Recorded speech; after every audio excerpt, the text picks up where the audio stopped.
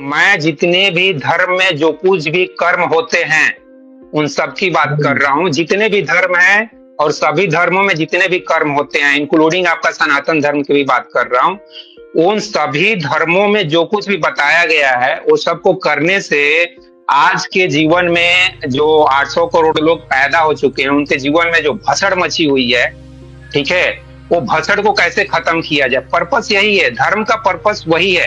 अभी वर्तमान समय में धर्म स्थल में जो कुछ भी हो रहा है धर्म की आड़ में हुआ है। कोई धर्म धार्मिक प्लेस पे हुआ है, कोई मंदिर के परागन में हुआ है, कुछ नेत्रावती वहां एक नदी है, तो उस नदी के अगल बगल में जो कुछ 13 जगहों पर खुदाई किसी ऐसे शख्स ने किया करवाया है जो बेचारा डर से अपना चेहरा भी नहीं दिखा रहा है। ये न्यूज सबको मालूम है, आज के टाइम पे इतना हॉट न्यूज देश में बना हुआ है जी। तो और उसके कुछ दिनों पहले एक प्रज्वल रवाना जो मतलब वहां के एमपी हैं कर्नाटका के, उनके पिताजी उनके दादाजी कभी पीएम रह चुके हैं, देश के सीएम रह चुके हैं चाचा।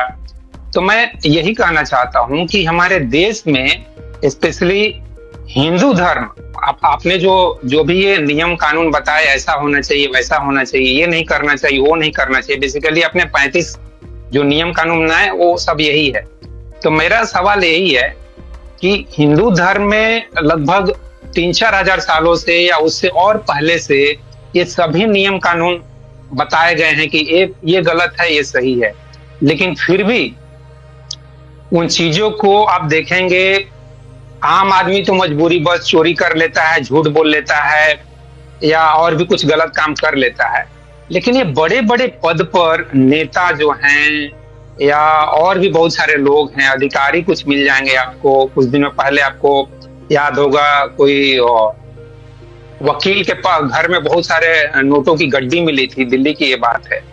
तो मैं ये कहना चाहता हूं कि आखिर अमीर लोगों के अंदर भी, अमीर नेता हो चाहे पावरफुल लीडर हो चाहे बाबा हो, ठीक है, उनके आचरण में भी वो शुद्धता क्यों नहीं दिखाई देती है?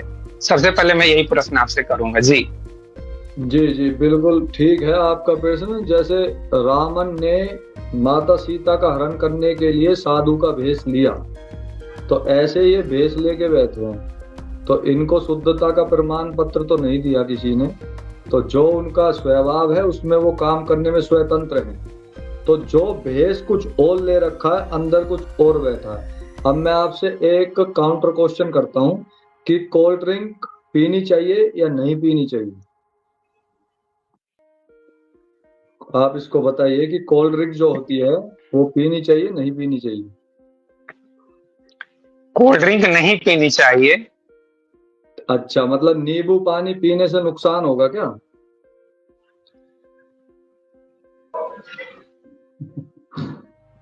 नींबू पानी से नुकसान होगा क्या, वो बताइए अब मुझे। आपकी आवाज कट गई। आप यही कहोगे कि नींबू पानी पहले आपने कोल्ड ड्रिंक का बात की है ना, तो कोल्ड ड्रिंक के बारे में मैं बोला कि कोल्ड ड्रिंक नहीं पीनी चाहिए तो क्योंकि उससे हमारे शरीर को नुकसान पहुंच। बिल्कुल बिल्कुल सही कहा। नहीं नींबू, हाँ नहीं नींबू पानी से कोई नुकसान नहीं है। नींबू पानी ठीक ठीक ठीक। नींबू पानी भी कोल्ड ड्रिंक है, शीतल पेय कोल्ड ड्रिंक, वो भी नींबू पानी भी कोल्ड ड्रिंक है। तो जैसे नींबू पानी को कोल्ड ड्रिंक के नाम से नहीं शामिल किया जाता, क्यों? क्योंकि असली कोल्ड ड्रिंक तो नींबू पानी था, शरबत ही कोल्ड ड्रिंक थी, लेकिन कंपनियों ने दुष्प्रचार कर करके वो उत्तम शब्द वहां से उठा लिया और अपनी केमिकल रूपी जल को दूषित कर करके उसमें केमिकल डाल डाल के मार्केट में उतारा कि ये कोल्ड ड्रिंक है, जबकि वो कोल्ड ड्रिंक नहीं थी। क्योंकि वो शीतल पेय तो था ही नहीं, वो नींबू पानी तो था ही नहीं, नारियल पानी तो था ही नहीं, वो कोई शरबत तो थी नहीं। तो इसका मतलब फिर भी उसको कोल्ड ड्रिंक के नाम से प्रचलित कर दिया। अब जहां कहीं भी आप कहोगे कोल्ड ड्रिंक, तो आप यही सोचोगे कोक की बात कर रहा है, ड्यू की बात कर रहा है, लिम्का की बात कर रहा है, जो कि पीनी ठीक नहीं है। तो इसी बात को समझ जाते हैं। तो जैसे कोल्ड ड्रिंक के नाम से नींबू पानी का विचार नहीं आता, ऐसे ही धर्म के नाम से जो असली धर्म है उसका विचार नहीं आता।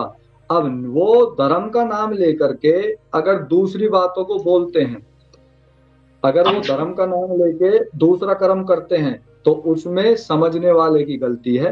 ये प्रचार ऐसा कर दिया कि जैसे कोल्ड ड्रिंक में नींबू पानी का अस्तित्व खत्म हो गया, ऐसे ही धर्म शब्द में वास्तविक धर्म का अस्तित्व मिटा रखा है। लोगों को पता ही नहीं कि वास्तविक धर्म क्या है। कोल्ड ड्रिंक वास्तविक नींबू पानी है, वास्तविक कोल्ड ड्रिंक शरबत है। ऐसे वास्तविक जो धर्म है वो तो मैंने आपको ये बता दिया। अब धर्म का नाम लेकर के व्यक्ति जो कुछ भी कर रहे हैं वो नाम धर्म का इसलिए ले रहे हैं क्योंकि धर्म को सही सही नहीं बताया जा रहा, झूठा विज्ञापन कर करके उसको छुपा दिया गया है, धर्म के आड़ में अन्याय किया जा रहा है। हालांकि हाँ वो धर्म है ही नहीं, लेकिन ऊपर चोला धर्म का डाल दिया। जैसे रावण ने ऋषि का भेष धारण किया, ऐसे ही ये सभी पाखंडी, धूर्त, मूर्ख, अधर्मी लोग क्या करते हैं, धर्म का चोला डाल लेते हैं। अगर भाई अब हमने धर्म का चोला डाल लिया, इतने हमें पकड़ेंगे, इतने तो हम बहुत आगे बढ़ जाएंगे। तो ऐसा ही वो काम करते हैं जैसे रावण ने किया था, भाई जब तक सब आएंगे इतने तो मैं सीता माँ को बहका करके अपने साथ किडनैप करके ले ही जाऊंगा। तो ऐसा ही वो करते हैं। ये कैसे सिद्ध हुआ कि वो धर्म बोल रहा है या वो अधर्म बोल रहा है, वो सत्य के मार्ग पर कार्य कर रहा है या असत्य के मार्ग पर कार्य कर रहा है, ये प्रमाण और तर्क से सिद्ध होता है। अब कोई आपसे कह दे कि बकरे की बलि दी जाएगी, पहले इसको खुआओ पिलाओ और अब आ गया बढ़िया दिन, अब प्रसन्न किया जाएगा तो इस बकरे को काटा जाए, क्या कहेंगे, धर्म के नाम पे। धर्म के नाम पे अगर बकरा कट रहा है तो इसको सिद्ध कौन करेगा कि ये धर्म का नाम है। धर्म क्या कहता है, अहिंसा।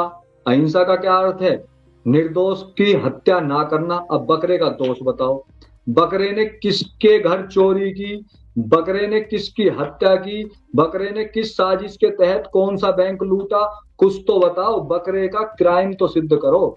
और जब वो क्राइम सिद्ध हो ही नहीं रहा, अर्थात बकरा निर्दोष है और निर्दोष की हत्या करना धर्म नहीं अधर्म है, तो यहाँ पे पता चल गया उन्होंने चोला पहन रखा है। तो पता तो चल रहा धर्म के लक्षण तो ये हैं, धर्म का तो वो लक्षण है नहीं। जिसके घर नोट पकड़े जा रहे हैं वो धार्मिक कहाँ से हुआ, वो तो भ्रष्टाचारी हुआ। धार्मिक के घर में नोट का क्या मतलब, अस्तेह किसको कहते हैं, चोरी ना करना। अब अपनी कमाई से अलग पैसा हमारे घर में रखा तो ये डाकू है, इसको डाकू कहेंगे। चोर तो फिर भी छोटा है, डाकू वो है जो दिन दहाड़े डकैती डालता है। तो ये तो दिन दहाड़े डकैती डालते हैं। क्यों, भेष ऐसा रखेंगे कि हम ईमानदार हैं, हमसे ईमानदार, कर्मठ और जुझारू नेता कोई नहीं हो सकता। सबसे ज्यादा डाका फिर वही डालता है। तो जब उसकी पोल खुलती है तब पता चलता है वो धर्म नहीं है, वो अधर्म अनुसार ही कार्य करता है। ठीक है भ्राता जी, तो आपके प्रश्न का तो ये उत्तर हो गया। जो धार्मिक है ही नहीं तो वो उसको धर्म क्यों कहेंगे। आपके वहां से आज नेटवर्क बहुत कम है, तो दर्शकों यदि आपका भी कोई प्रश्न है धर्म को लेकर के तो आप पूछ सकते हैं। धर्म वही है जिससे कल्याण हो, अदरवाइज कुछ धर्म नहीं है, अधर्म है। हाँ भ्राता जी, आचार्य जी, मेरा सवाल अभी खत्म नहीं हुआ। देखिए, किताब में चाहे जो कुछ भी लिखा है, आप जैसा प्रवचन दिए वैसा प्रवचन देने वाले भी कई लोग हैं, ठीक है। सवाल यह पैदा होता है कि जो कुछ भी प्रवचन दिया जा रहा है, चाहे नेता लोग भी प्रवचन दे रहे हैं, चाहे मैं भी प्रवचन दे देता हूं, वो प्रवचन लोगों के दिमाग में कैसे उतरे, आम साधारण लोग के दिमाग में न उतरेगा, क्योंकि वो इतने समझदार नहीं है, इतने ज्ञानी नहीं है। लेकिन देश के जो 5-10% जो लोग हैं, उनके अंदर ये आचरण में कैसे उतरे, उनके व्यवहार में कैसे उतरे, उसके बारे में आप क्या कहना चाहेंगे। कैसे उतरे, मतलब कानून का प्रयोग करके, पुलिस बल का प्रयोग करके, उनको लाठी डंडे से पिटाई करके, उनको फांसी की सजा देके, उनको उम्र कैद की सजा देके, जैसे कि प्रज्वल रवाना को उम्र कैद की सजा हुई, वैसे तो कुछ लोग बोल रहे थे कि उसको फांसी की सजा होनी चाहिए क्योंकि उसने हजारों औरतों की अस्मत लूटा है। तो क्या यही सब समझा, क्योंकि आपने जो 32 नियम बताया उसमें ये आपने बताया ही नहीं कि किसी को उम्र कैद देना चाहिए, किसी को फांसी की सजा देना चाहिए, किसी का मर्डर करना सही है या नहीं है। तो इस बारे में भी थोड़ा एक हार्ड ट्रूथ बताइए, जिससे कि आम आदमी को भी लगे कि हाँ यार ये करना चाहिए। ये 32 चीजें तो बहुत ज्यादा हो गए, आप कुछ थोड़े से शब्दों में बताइए, क्योंकि मैं केवल इतना समझता हूँ धर्म का मतलब, मैंने कहीं पढ़ा है और जो परिभाषा मुझे सबसे अच्छी लगी कि धर्म वो है जो हमें सिखाता है कि हम अपने जीवन को कैसे बेहतर से बेहतर तरीके से जी सकते हैं। मतलब जिसमें आर्ट भी हो, जिसमें साइंस भी हो, जिसमें कुछ कॉमर्स भी हो, बेसिक अगर कहा जाए तो, क्योंकि कॉमर्स की भी जरूरत है। बिना साधन के, बिना पैसे के तो आप जीवन जी नहीं सकते हैं, बिना कर्म किए जी नहीं सकते हैं। तो जिसमें एक जीवन की कला भी सिखाया है, जीवन का साइंस भी सिखाया है, और जीवन की जो वाणिज्य है, जो कॉमर्स है, वो चीज भी सिखाया है, ठीक उसको है। धर्म कहते हैं। ये परिभाषा मुझे सबसे अच्छी लगी थी। तो ठीक ठीक। और बाकी जैसे कि हमारा हमारा उपनिषद कहता है कि सर्वे भवन्तु सुखिनः। तो जो ये एक लाइन है, ये लाइन भी मुझे काफी अच्छी लगती है कि धर्म का यही उद्देश्य होना चाहिए कि सभी लोग सुखी कैसे हों, सभी लोग ठीक सुख शांति से कैसे जी। एनीवे, ये अच्छी अच्छी बातें तो हो जाएगी, लेकिन सवाल ये है कि ये बातें 140 करोड़ लोगों के जीवन में कैसे उतरे, या कम से कम जिनके हाथ में पावर है, प्रशासन है, उनके लाइफ में कैसे उतरे, उसके बारे में कुछ बताइए जी। ठीक ठीक। एक तो आपने कहा था कि मैंने धर्म के लक्षणों में ये नहीं बताया कि कैसे इनको दंड दिया जाए, तो इसमें एक लक्षण आता दया का। दया का अर्थ ही ये मैंने आपको बताया था, दुष्टों को दंड देना। दुष्टों को दंड देने से दुष्टों पर भी दया होती है और सज्जनों पर भी। दंड दिए बिना किसी का सुधार नहीं होता, ये बात तो पक्की है। अब दूसरी बात, केवल ये नहीं है कि दंड देने से ही सुधार होता है। दंड देना एक विधि है जो कि उत्तम है, लेकिन सुधार के अनेकों कारण हैं, उसको भी अभी बताएंगे। दूसरी बात आपने बोली थी कि कॉमर्स, साइंस, विज्ञान अर्थात विषय विद्या लेना जिससे हम अपना धन अर्जित कर सकें, वह धर्म है। वो धर्म से अगला स्टेप है। मानव पुरुषार्थ 4 भागों में बटा हुआ है, धर्म, अर्थ, काम और मोक्ष।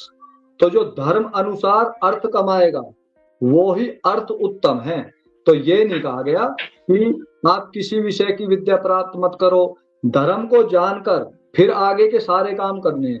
धर्म से ही शुरुआत होगी, धर्म अनुसार ही विद्या प्राप्त होगी, धर्म अनुसार ही धन कमाया जाएगा, धर्म अनुसार ही कामनाएं, अपनी इच्छाओं की पूर्ति की जाएगी। जो मनुष्य धर्म अनुसार धन कमाता है और धर्म अनुसार ही अपनी नेक इच्छाओं की पूर्ति करता है, वो ही मनुष्य मोक्ष का अधिकारी बनता है। तो धर्म पहला पड़ाव है, धर्म से तो शुरुआत होगी। और धर्म अनेकों नहीं है, धर्म एक है। क्यों? क्योंकि अधर्म अनेकों नहीं है। जैसे अधर्म के अंदर सब बुराइयां आती हैं, ऐसे ही धर्म के अंदर सब अच्छाइयां आती हैं। जहां कहीं भी बुराई दिखे अर्थात वो धर्म नहीं है, वहां तो वही बात है, रावण ने चोला पहन रखा है ऋषियों का। अब इसको कैसे ठीक किया जाए? ये जो लक्षण मैंने धर्म के बताए हैं, ये इंडिविजुअल, सामाजिक दोनों रूप से कार्य करते हैं। अकेले के लिए नहीं है, ये समाज के साथ ही जुड़े हुए हैं। ये लक्ष्य अकेले के लिए नहीं है, ये समाज में ही। धैर्य कहाँ रखना है? समाज में रखना। क्षमा कहाँ करनी है? समाज में करनी है। दमन, अपनी इच्छाओं को नियंत्रण क्यों करना है? ताकि समाज में सुख शांति हो सके। इंद्रिय निग्रह क्यों करना है? ताकि समाज में अराजकता ना फैले। अस्तेय क्यों करना है? किसी को वस्तु को क्यों हड़पना? ये भी सामाजिक है। ये सभी लगभग सारे के सारे, एक दो को छोड़ के, सामाजिक रूप से ही हैं। ये ही धर्म है जो हमें शारीरिक, मानसिक, सामाजिक, आध्यात्मिक, बौद्धिक और व्यवहारिक अर्थात भावनात्मक रूप से स्वस्थ करता है। जिसने धर्म को छोड़ दिया उसने अपने ये 6 स्वास्थ्य गवा दिए। धर्म से ही इन 6 स्वास्थ्यों की रक्षा की जा सकती है। इसकी शुरुआत कहाँ से होती है? सबसे पहले माँ से होती है। माँ धर्म अनुसार आचरण करेगी तो 5 साल तक बच्चे को बिल्कुल सेट कर देगी। उसके बाद पिता से होती है। पिता धर्म अनुसार आचरण करेगा तो अगले 5 साल तक अपने धर्म वाले संस्कार देगा। उसको पता चल जाएगी झूठ नहीं बोलना, चोरी नहीं करनी, हिंसा नहीं करनी, इन सारी चीजों का ज्ञान वहां से मिल जाएगा। उसके बाद तीसरा और मुख्य विषय, भाई माता पिता हो सकते हैं मजदूर हो, ना जानते हो सारी बातों को, लेकिन जो तीसरा मुख्य विषय है वो है शिक्षा, आचार्य। जो काम कोई नहीं कर सकता उस काम को अगर आचार्य ईमानदार हो, सत्यवादी हो, तो उसके पास आने वाला एक एक बच्चा केवल और केवल धर्म ही सीखेगा, धर्म के पाखंड को नहीं सीखेगा। वहीं से उसको ठीक किया जा सकता है अगर सरकार शिक्षा व्यवस्था को उचित कर दे, उत्तम योग्य शिक्षकों को रखे और समय समय पर शिक्षकों का भी टेस्ट ले, क्योंकि शिक्षक भी तो वो ज्वाइनिंग करने के बाद हरामपंथी में आ जाता है, अब तो कुछ होगा ही नहीं, अब क्या पढ़ना पढ़ाना, छोड़ो पर है। ऐसा नहीं होना चाहिए। पढ़ना जन्म से लेकर मृत्यु तक चलने वाली एक प्रोसेस है। अध्यापक जितना पढ़ेगा उसका स्टूडेंट उतना ही अच्छा बनेगा। अध्यापक ही पढ़ना छोड़ देगा तो स्टूडेंट को क्या बताएगा, वो घिसा पीटा। तो अध्यापक भी निरंतर पढ़ता है। तो ऐसी व्यवस्था सरकार को करनी चाहिए जिससे हर 3 साल, 2.5 साल या 4 साल में अध्यापक का पुनः टेस्ट लिया जाए और योग्यता हो तो उसको वहां रखा जाए, नहीं तो वहां से बाहर किया जाए। जैसे बीच बीच में सिपाहियों को भी ट्रेनिंग देते हैं ना 6 महीने की, ताकि उनका शरीर फिर से अच्छा हो जाए, वो उस ट्रेनिंग में कार्यरत हो। ऐसे अध्यापकों को भी उनकी ट्रेनिंग समय समय पर मिलनी चाहिए। और जो विद्यार्थी आते हैं उनको बिना परिश्रम के पास नहीं करना चाहिए। 8वीं तक पास हो जाएंगे सभी, क्या ये पॉलिसी सही है?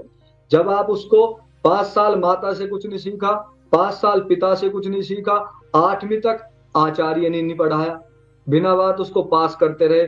अब 9वीं में बेचारा क्या करेगा, चाह कर भी वो ज्ञान हासिल नहीं कर सकता। 9वीं का सिलेबस तो अटूट है, बहुत ही प्रचंड है, 10वीं से भी हार्ड है। तो 9वीं में ही बेचारा फेल होता है और 2-3 बार फेल करके फिर वो बाहर बाहर हो जाता है। तो ये उसके साथ अन्याय है। सरकार चाहे तो ऐसा कर सकती है। ये धर्म के जो लक्षण हैं ये आचरण में डाले जाते हैं, ये किसी मार्केट में नहीं मिलते, किसी पुस्तक से भी प्राप्त नहीं होंगे। आचरण में केवल 3 ही व्यक्ति डाल सकते हैं, माता, पिता और आचार्य। आचार्य वो जो इन धर्म के लक्षणों का आचरण स्वयं करता हो। अब ढूंढ लो कहाँ है ऐसे आचार्य, मुझे तो ढूंढने से नहीं मिलते। 1% मुश्किल से मिलेंगे। इतना बड़ा देश, इतना बड़ा विश्व, आचार्य 1%, क्यों बाकी तो 99% तो ऐसे ही है, जैसा देश जैसा विश्व। तो अगर आचार्य इनको धारण कर ले, उनको थोड़ी मेहनत करनी पड़ेगी। आचार्य का मतलब है कि बुद्धि से तो तेज है। अब वो बुद्धि से तेज है, 2-2.5 साल इनको धारण कर ले और फिर 30-35 साल शिक्षा देगा तो देश कैसे नहीं सुधरेगा। एक उत्तम आचार्य के पास जो जो गया है वो भी आचार्य की तरह ही दहाड़ा है। ये उत्तम आचार्य की पहचान है। और आचार्य के पास विद्यार्थी जाए और विद्यार्थी में ये गुण ना आए तो इसका मतलब आचार्य में वो गुण नहीं थे।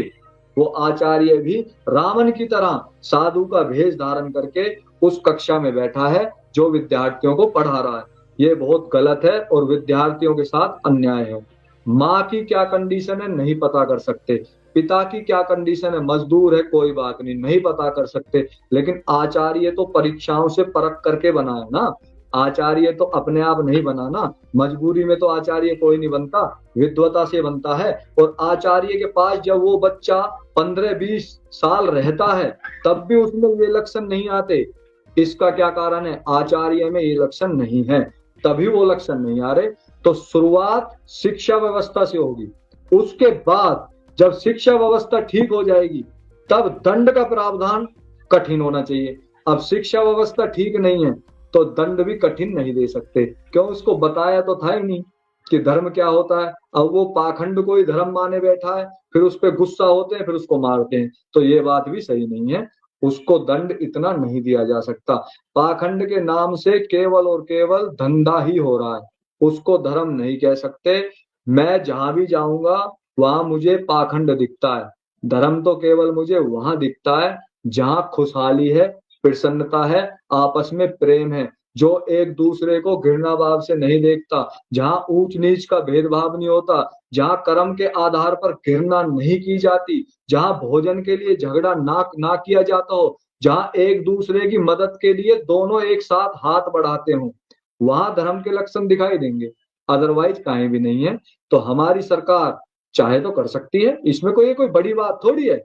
शिक्षक पहले से ट्रेंड है, उनको ट्रेनिंग देनी है, उनके आचरण को शुद्ध करना है। अगर आचरण शुद्ध नहीं है तो उनको बाहर करना है, इसमें क्या बड़ी बात है। उसके बाद एक नियम और लागू करना है कि जितने भी शिक्षक हैं वो अपने बच्चों को अपने ही विद्यालय में पढ़ाएंगे। ये कठोर नियम होना चाहिए, तब उनके दिमाग के तार खुलेंगे। क्योंकि राग द्वेष के कारण उनको केवल अपना बच्चा ही प्रिय दिखाई देता है, दूसरे का नहीं। ये यहीं पर तो भ्रांति पैदा हो रही है। जिस दिन उसका बच्चा उसी के स्कूल में पढ़ेगा तो वो बार बार इस चीज को महसूस करेगा कि जिस माहौल में तुम्हारा बच्चा पढ़ रहा है उस माहौल को बिल्कुल शुद्ध किया जाए, उस माहौल में धर्म का आचरण डाला जाए, उस माहौल को पाखंड मुक्त किया जाए, क्योंकि आचार्य जानता है कि कहाँ पाखंड है और कहाँ पाखंड नहीं है। तो भ्राता जी, ये विषय आपने उठाया, बहुत अच्छा था। शुद्धि सरकार ही कर सकती है, अपने अपने अधिकार में प्रत्येक माता पिता और प्रत्येक आचार्य कर सकता है, जिसका जो जो अधिकार है। पूरे देश में तो सरकार का अधिकार है, तो वो ही कर सकती है, उनसे अपील हमें करनी चाहिए।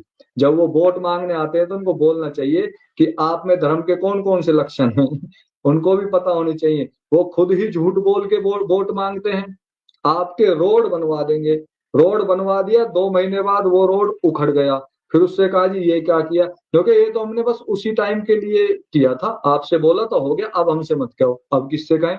अब तो 5 साल इंतजार करना पड़ेगा ना, फिर 5 साल बाद आएगा तब कहेंगे, तब तक भावनाएं चेंज हो जाएंगी। तो वो नेता तो ऐसी मौज लेते रहेंगे जो झूठ बोल करके वोट ले रहे हैं और हम वोट दे रहे हैं। तो हम भी तो कर्म कर रहे हैं ना, चाहे बहकाए में आके कर रहे हो। तो माता पिता खुद भी थोड़ा इन धर्म के लक्षणों को आचरण में डालें और पाखंड से मुक्त हो। जो परिवार पाखंड से मुक्त है उसका बच्चा भी पाखंड से मुक्त होगा, और एक एक परिवार से अगर एक एक बच्चा भी पाखंड मुक्त निकल गया तो भी देश का कल्याण हो जाएगा।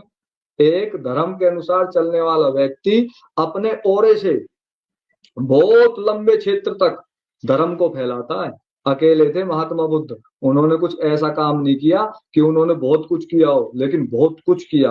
अकेले थे महर्षि दयानंद, जिन्होंने सबसे ज्यादा धज्जियां उड़ाई हैं।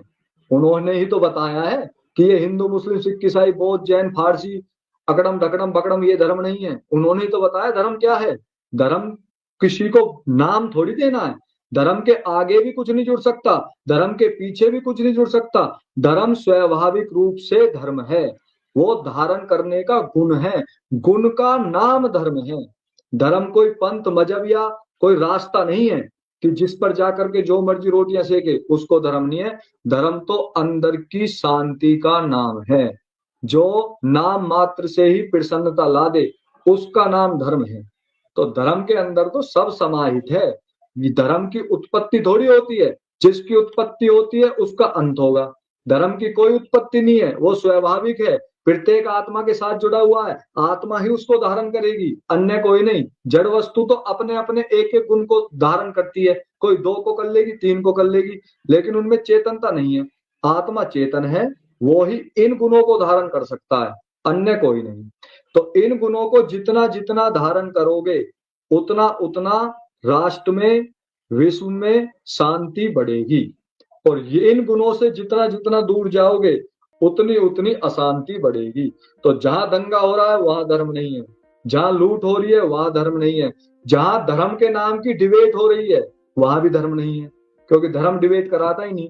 धर्म तो समाधान करता है, समाधान का नाम धर्म है, कुथने का लड़ने का ये धर्म का नाम नहीं है। धर्म तो एक अद्भुत चीज है।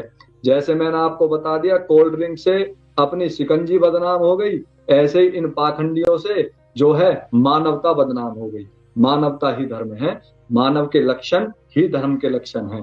धर्म का कोई अलग से लक्षण नहीं है। धर्म धारण करने योग्य मानव के क्या? मानवता।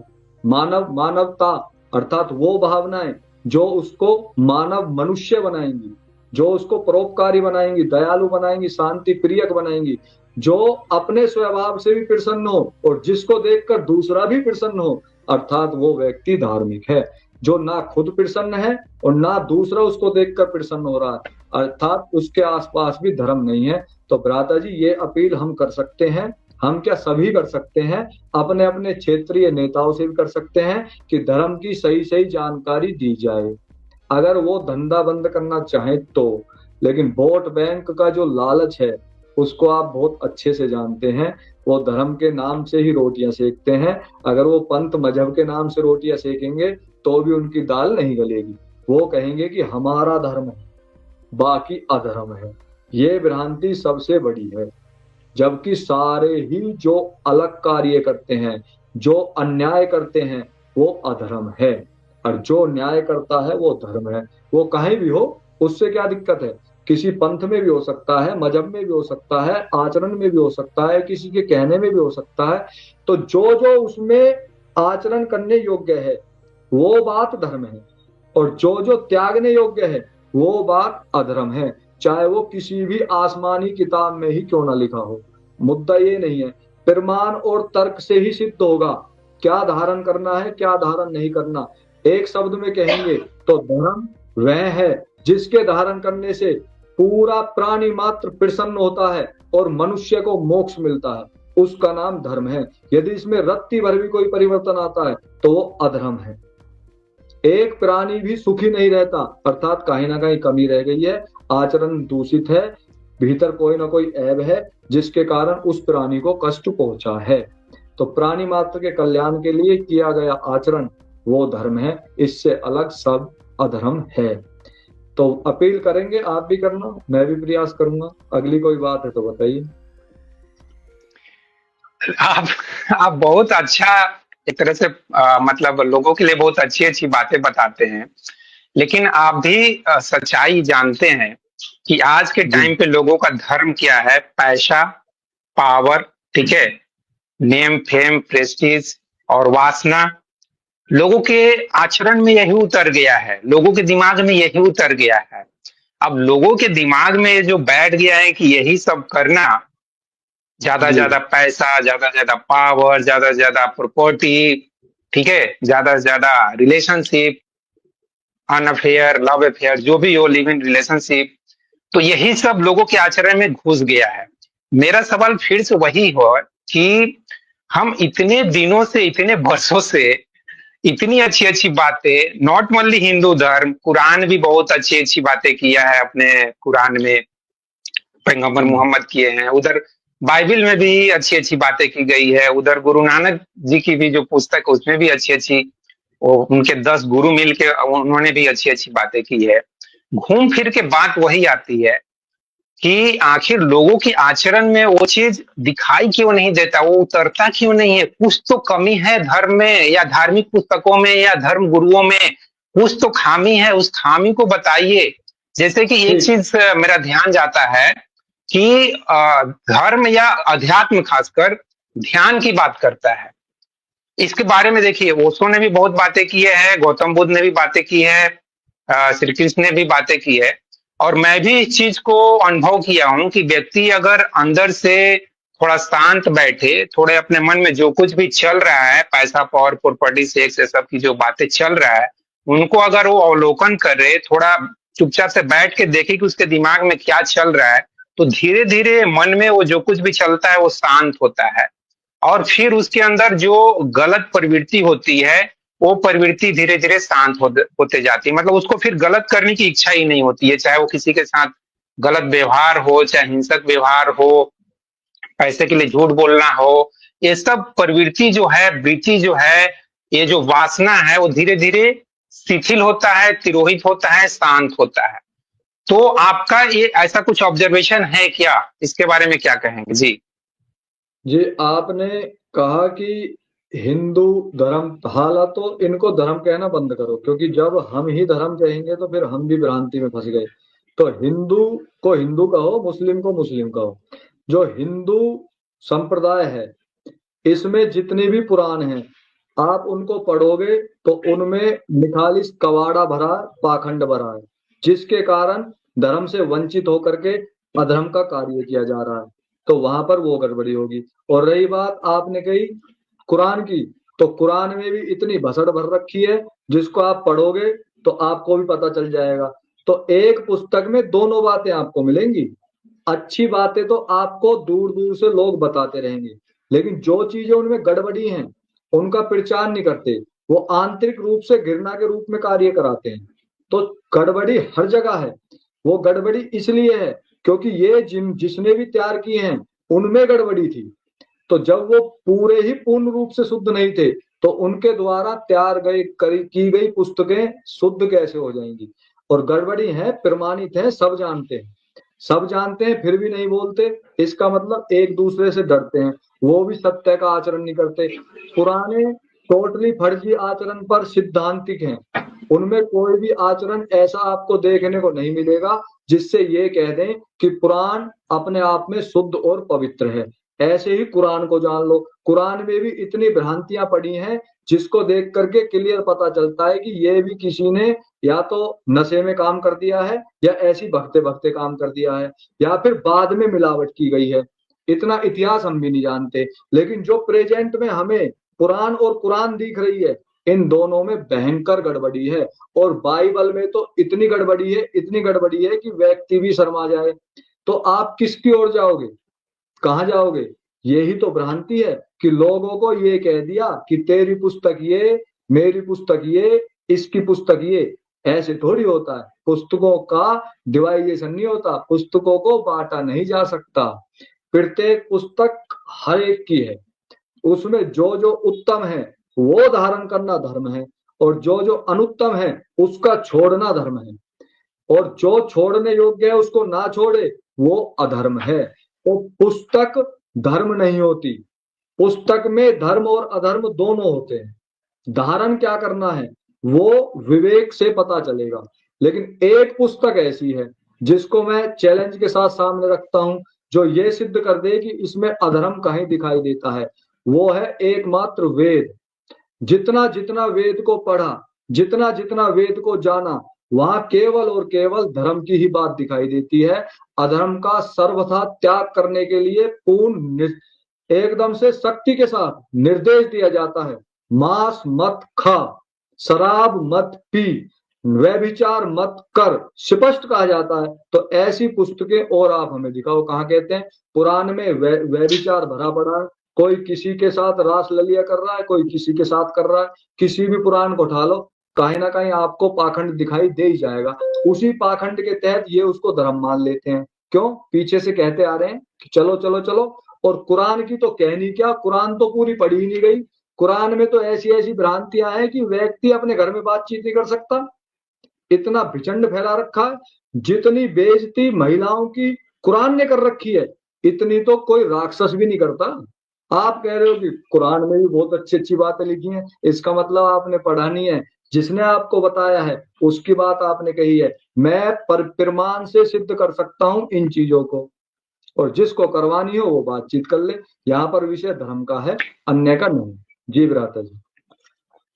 लेकिन आपने वेद को बोला कि उसमें कुछ भी भ्रांति नहीं है। वेद के बारे में मैंने कुछ पढ़ा है जी कि जैसे कि उसमें पूजा पाठ जो पाखंड है उसके बारे में बहुत ज्यादा लिखा गया है। मतलब बहुत सारे देवी देवता, इंद्र भगवान की पूजा करना है, उस पूजा करने से हमारे खेत में बारिश होगी। उसमें ये भी लिखा गया है कि पूजा करने से हमारे गाय के दूध में वृद्धि होगी। तो इस तरह के जो अंधविश्वास है ना, वेद में लिखा गया है ना ऐसा, तो ये सब तो इससे तो अंधविश्वास फैल रहा है।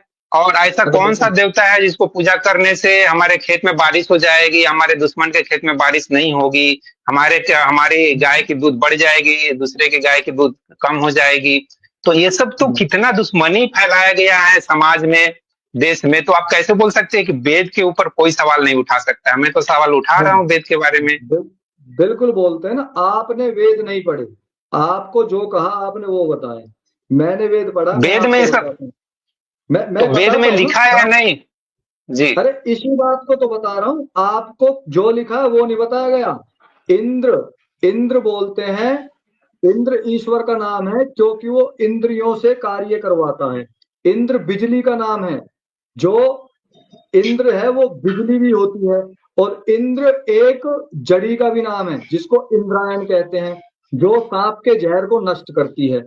तो यहाँ पर इंद्र की जो पूजा की गई है वो बिजली संबंधित गर्जन से जो बरसात होगी बादलों की, उसकी चर्चा आप यहाँ कर रहे हो। आप यज्ञ करोगे, इंद्र की पूजा यज्ञ से करने के लिए कही है। यहाँ पर इंद्र बिजली को लो, आपने यज्ञ किया, सुगंधित औषधियां जो प्रमाण से सिद्ध हैं, जिनसे वायु शुद्ध होती है, उन औषधियों को डाला, शुद्ध घी उसमें डाला, उससे 1 मिनट इस बात को पूरी करने, मैं ये रिसर्च वाली बात कर रहा हूँ जो नासा ने रिसर्च की है, नासा की आधुनिक रिसर्च की मैं बात कर रहा हूँ। उन्होंने रिसर्च किया है कि गाय के 1 तोले से कई टन वायु शुद्ध होती है, 1 तोला घी से कई टन वायु शुद्ध होती है।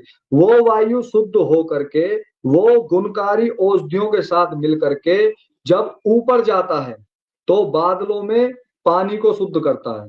बिजली इंद्र, फिर उस बिजली के उत्पन्न होने से उस बादल से वर्षा होती है, वो बादल भूमि में जाकर औषधि को शुद्ध करता है, उन औषधियों को गाय खाती है और गाय का दूध बढ़ता है। ये साइंटिफिक है, ये वैज्ञानिक है, ये भ्रांति नहीं है। अब आपको कोई कैसे बता रहा है तो उसका क्या करें, बताओ। हाँ जी बोलिए। सबसे पहले तो आप खुद एक शिक्षक हैं और जानते हैं कि किसी भी चीज को जलाने से कार्बन डाइऑक्साइड गैस निकलेगा। कोई भी चीज को जला दीजिए, चाहे घी को जलाइए, चाहे मिठाई को जलाइए, चाहे पूरा पकवान को जलाइए, चाहे लकड़ी को जलाइए, कोई भी चीज को जलाने से उसमें वो कार्बन मटेरियल है, वो ऑक्सीजन से रिएक्शन करेगा, फायर होगा और कार्बन डाइऑक्साइड गैस निकलेगा। अब कार्बन डाइऑक्साइड निकलने से वातावरण कैसे शुद्ध हो सकता है, पहली बात। दूसरी बात, आपने इंद्र देवता की बात की है। ये इंद्र देवता का इंद्र देवता की बात नहीं, इंद्र बिजली, देव देव बोलते हैं देने वाला, तो जड़ देवता बिजली है, जड़ देवता है बिजली, ठीक है, नहीं है। ठीक है। आप मतलब देखिए, मतलब आप जानबूझ के उसको काव्यात्मक तरीके से कुछ और अर्थ निकालने की कोशिश कर रहे हैं। और ये जो आप तो समझो, आपने इंद्र किसी मनुष्य का नाम जाना, आपने इंद्र जी नहीं, देवता किसको कहते हैं, देवता किसको कहते हैं? ठीक है, एक मिनट, मतलब वो जितने भी देवी देवता हैं 33 करोड़ या वो सब, मतलब कुछ न कुछ पावर का नाम है, यही कहना चाह रहे हैं ना? चाहे वो काली माता हो, दुर्गा माता हो, सभी कुछ न कुछ। फिर आप क्या कहना चाहते हैं? आप मेरी बात सुनो, आप भी उन्हीं का शिकार हैं जिनको हम बचाना चाहते हैं, तो पहले आपको ही बचाना पड़ेगा। 33 करोड़ का मतलब है 33 प्रकार के देवता, जिनमें जड़ और चेतन दोनों आते हैं, जिनमें 8 वसु हैं। 8 वसु का मतलब है जो हमें बसाने वाले हैं, पृथ्वी, जल, अग्नि, वायु, आकाश और सूर्य, चंद्र और नक्षत्र, ये 8 वसु हैं। फिर है 11 प्राण, जिसमें से 10 प्राण है और एक आत्मा, इसको कहते हैं रुद्र। ये 11 रुद्र हैं, प्राण, अपान, व्यान, समान, उदान, नाग, देवदत्त, धनंजय, किरकल और एक और है। 10 ये प्राण हो गए और एक होगी आत्मा। जब ये प्राण आत्मा सही शरीर से जाते हैं तो सभी रोते हैं, इसलिए इनका नाम रुद्र रखा गया है। ऐसे एक है प्रजापति देवता, प्रजापति यज्ञ को कहते हैं, अग्निहोत्र को। ऐसे इंद्र देवता है, इंद्र बिजली को कहते हैं। लेकिन इसमें आपने तो ये दुर्गा, काली और बाकी जो मेन देवी देवता हैं, इसको आपने छोड़ ही दिया, मतलब ये देवी देवता में नहीं है। छोड़िए, मुझे इस पे बहस नहीं करना है। वो तो मैं कह रहा हूँ, जो उसमें है ही नहीं। वेदों ने जिनको देव कहा है उन्हीं को तो हम भी देव कहेंगे ना, वो इसमें है ही नहीं। क्यों? तो फिर ये सरस्वती माता का और ये काली माता का, दुर्गा माता का ये सब पूजा पाठ हो रहा है, सबको बोल दीजिए खुलेआम के बंद कर देना चाहिए। बोलिए आप। नहीं, मैं किससे बोल सकता हूँ? अपने बच्चों से, अपने विद्यार्थियों से। पूजा पाठ के भी तरीके होते हैं। पूजा का अर्थ क्या है? पूजा का अर्थ है उसके गुणों को धारण करना। अगर सरस्वती किसको कहते हैं? सरस्वती विद्या का प्रतीक है, अर्थात विद्वता को प्राप्त करने के लिए उसको देवी और लक्ष्मी ठीक है। तो ये श्री को लक्ष्मी कहते हैं। अरे किसी को सुनिए ना, किसी को कुछ भी कहिए, मेरा प्रश्न ये है कि ये सब देवी देवता हैं या नहीं है, और ये किसी व्यक्ति को प्रतीक है कि नहीं है? ये सब किसी पावर का तो सिर्फ प्रतीक नहीं है ना। ब्रह्मा, विष्णु, महेश, ये सब क्लियर लोगों के दिमाग में है कि ये सब व्यक्ति के प्रतीक हैं। भाई, कृष्ण व्यक्ति के प्रतीक हैं और उनको भगवान समझा जाता है। एनीवे, रुकिए, कृष्ण व्यक्ति है ना। चेतन देवता दो होते हैं, एक आत्मा, दूसरा परमात्मा। परमात्मा चेतन देव है और बाकी आत्माएं भी चेतन देव हैं। माता भी देवता है, पिता भी देवता है, आचार्य भी देवता है, अतिथि भी देव है, तो चेतन देव है। बाकी उसमें आपको क्या दिक्कत हो रही है? जो कल्याण कर रहा है वो देव। हाँ ब्रदर श्री, ये सब ठीक है, अच्छी अच्छी बातें, वही तो बोल रहा हूँ कि किताबों में अच्छी अच्छी बातें हम पिछले 4-5 हजार साल से सुन रहे हैं। किताबों की नहीं, किताब की जो सिद्ध है उसकी बात कर रहा हूँ। प्रमाण से क्या सिद्ध हो रहा है? प्रमाण से अभी आपने कार्बन डाइऑक्साइड से बोले वातावरण शुद्ध होता है, ये बिल्कुल गलत। ये अनुरुद्धा जी महाराज भी एक बार बोले थे कि घी जलाने से वातावरण शुद्ध होता है। गाय के गोबर को उपला बना के उसको जलाने से शुद्ध होता है। और फिर उन्होंने एक्सेप्ट कर लिया कि नहीं ये मैंने ऐसे ही बोल दिया। तो इस चीज को कैसे प्रमाणित किया जा सकता है कि गाय के गोबर को जलाने से कार्बन डाइऑक्साइड निकलने से वातावरण शुद्ध होता है? तो बिल्कुल गलत है, ये तो नहीं साइंटिफिकली गलत है। इसको प्रमाणित किए बिना मैं कहीं नहीं जा रहा, आपको अच्छे से प्रमाणित करूंगा, क्योंकि अगर कसर छोड़ दी तो फिर आप परेशान हो जाओगे। इसलिए अच्छे से प्रमाणित करूंगा, मुझे कहीं नहीं जाना। मैं इस बात को प्रमाणित जी जी करूंगा, बिल्कुल। अग्निहोत्र से पूरे विश्व का कल्याण होता है। इस बात को मैं शब्द प्रमाण से, प्रत्यक्ष प्रमाण से और अनुमान प्रमाण से, तीनों से सिद्ध करूंगा। यहीं पे हैं, बाकी आप चिंता मत करो। नासा का भी प्रमाण मैं आपको दूंगा। और बताओ, वैज्ञानिकों का तो मान जाओगे, उनका नहीं मानोगे? रिसर्च जो हुई है तो उसको तो आपका मानोगे? तो आपका कहने का मतलब ये है कि अभी जो भी बाढ़ आ रहा है, भूकंप हो रहा है, वो सबको अगर हमें पूजा पाठ करके ठीक कर सकते हैं? अभी जो नॉर्थ इंडिया में सब बाढ़ और ये सब जिसमें हजारों लोग मर गए, बेघर हो गए, तो ये पूजा पाठ करके हम जग करके ठीक कर लेंगे? देखो, आप पूजा पाठ कहो या यज्ञ कहो, आप तीन शब्दों को एक साथ बोल रहे हो। पूजा का अर्थ है रख रखाव करना, आज्ञा का पालन करना। ये तो है पूजा का अर्थ, इसको इसी अर्थ में लो। नहीं, मेरा पाठ का मतलब है मेरा प्रश्न। पढ़ना और पढ़ाना। पाठ, मेरी बात सुन लो, आप शब्दों को बोल देते हो, अर्थ पता नहीं होता, तो उससे तो शंका पैदा होगी ना। दर्शकों को भी बताना है। नहीं पूजा का अर्थ है रख भ्राता, रखाव, और पाठ का अर्थ है पढ़ना और पढ़ाना। यज्ञ का अर्थ है निष्काम भाव से किया गया कर्म। अब आप किसकी बात कर रहे हैं वो बताओ। मैं जितने भी धर्म में जो कुछ भी कर्म होते हैं उन सब की बात कर रहा हूं। जितने भी धर्म हैं और सभी धर्मों में जितने भी कर्म होते हैं, इंक्लूडिंग आपका सनातन धर्म की भी बात कर रहा हूं, उन सभी धर्मों में जो कुछ भी बताया गया है वो सबको करने से आज के जीवन में जो 800 करोड़ लोग पैदा हो चुके हैं उनके जीवन में जो भसड़ मची हुई है, ठीक है, वो भसड़ को कैसे खत्म किया जाए, पर्पस यही है, धर्म का पर्पस वही है। तो मैं चाहूंगा कि नॉटसेल में आप थोड़ा सा चर्चा को समाप्त करते हुए अपना जो कुछ भी है वो बता दीजिए जी। हाँ जी, देखिए, एक तो मैं आपको बताता हूँ, जर्मनी के हम्म। एक वैज्ञानिक जो केमिस्ट्री, मेडिसिन